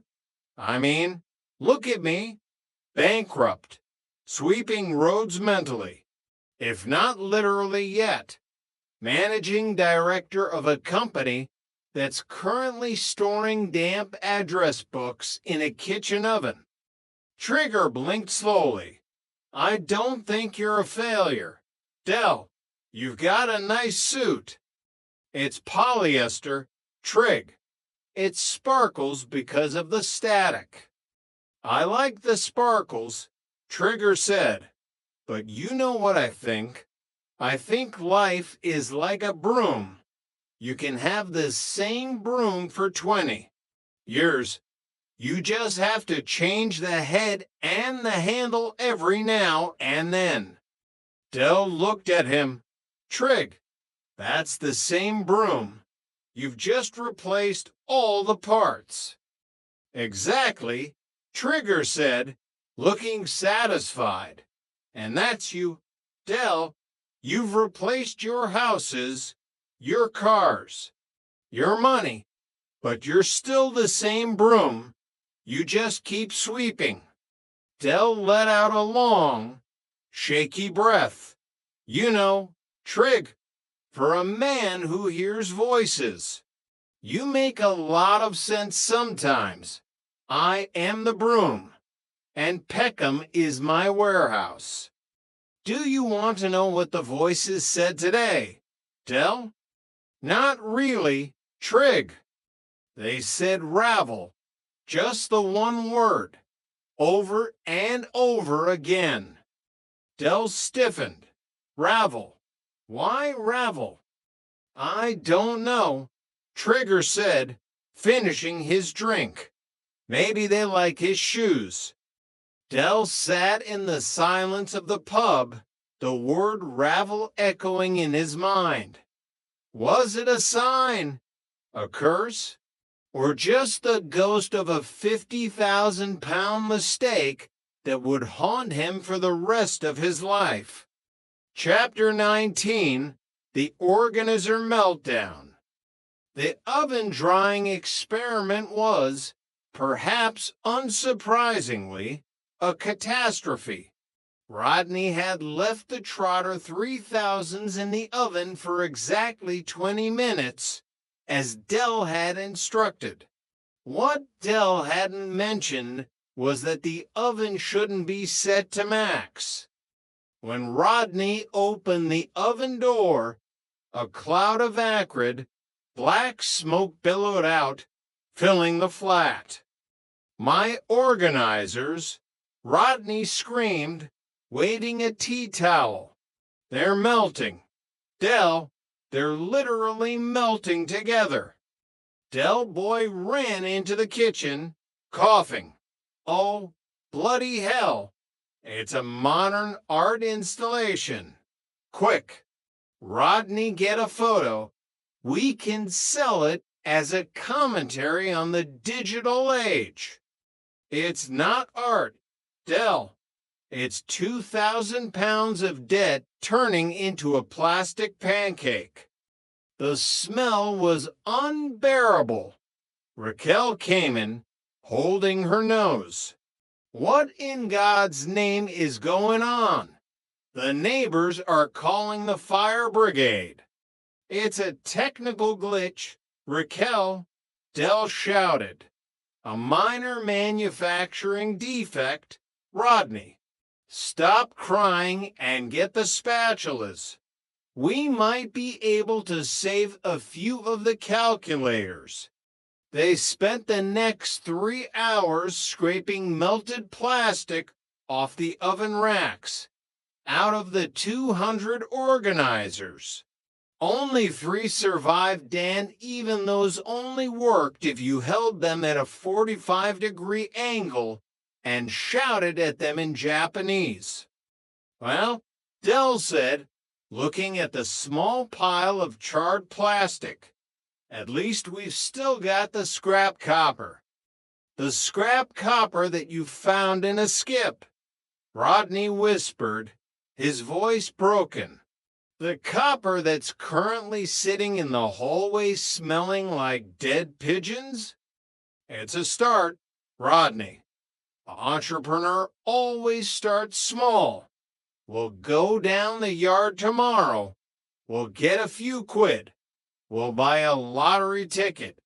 And before you know it, don't say it, Del, Rodney groaned. Just don't say it. Chapter 20, The Midnight Sweep. The final indignity arrived at 2:30 a.m. on a Tuesday. Del Boy, dressed in a high-visibility vest that was several sizes too large, stood on a deserted street corner in Peckham. In his hand was a heavy, industrial broom.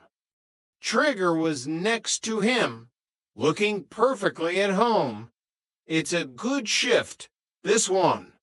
Del, not many people around to bother you. Just the wind and the wrappers. Del looked down at his broom. He thought about the silk shirts, the gold-leafed villas, and the sound of the Sotheby's gavel. He thought about the millions he had held in his hand, and the way it had slipped through his fingers like sand. Trig, Del said, his voice barely a whisper. How did I end up here? You walked, Del, from the flat. It's only 10 minutes. Del smiled. He started to sweep. The rhythmic sound of the bristles against the pavement was strangely soothing. He swept up a discarded lottery ticket, a crushed beer can, and a crumpled newspaper. You know what, Trig, Del said, his spirits beginning to rise. This isn't so bad. It's honest work, and it gives me time to think, to plan, to strategize. Strategize what, Del? The next big one, Trig. I've been thinking about those singing fish. If we can find a supplier who makes 'em with a built-in organizer. Well, mange tout, Trig, mange tout. Trigger nodded. I like fish. And there, in the quiet streets of Peckham, under the flickering orange glow of the streetlights, Derek Trotter began his comeback. He wasn't a millionaire anymore. He was a bankrupt road sweeper with a melted plastic dream and a skipful of copper wire. But as the first light of dawn began to touch the top of Nelson Mandela House, Del Boy looked at the horizon and winked. Because the Trotters were back. And this time, they meant business. Chapter 21, The Efficiency of the Broom. Morning brought a new kind of fatigue, the kind that settles into your marrow and stays there. Del Boy sat at the Formica table, his orange high-vis vest draped over the back of the chair like a discarded superhero cape. Rodney was already up, surrounded by sheets of graph paper and a calculator that was missing its zero button. I've worked it out, Del, Rodney announced, tapping a pencil against his teeth. Route optimization. If you sweep the main estate in a concentric spiral starting from the central play area, you can cut 3 miles off your shift and improve debris collection by 14%. Del looked at him with bloodshot eyes. Rodney, I'm a road sweeper, not a Mars rover. The debris collection is already optimized by the wind. It all ends up in front of the Nag's Head anyway. That's the problem. You're reactive. Del, you need to be proactive. Managing director's orders. We're going to run this cleaning operation like a Swiss watch. Del snorted, reaching for a piece of cold toast. Swiss watch? More like a sundial in a coal cellar. My back is killing me. Rodney. And Trigger keeps talking to the pigeons. He thinks they're working for the council. Well, maybe they are. Information is power. Del. The tension was broken by the sound of a heavy box being dropped in the hallway. It was Monkey Harris, looking suspicious as usual. I've got M. Rodney. Monkey shouted from the hall. The aquatic prototypes, straight from the factory in Shenzhen. Or maybe a shed in Croydon. The labels were a bit blurry. Del pushed himself up. Interest finally peaked.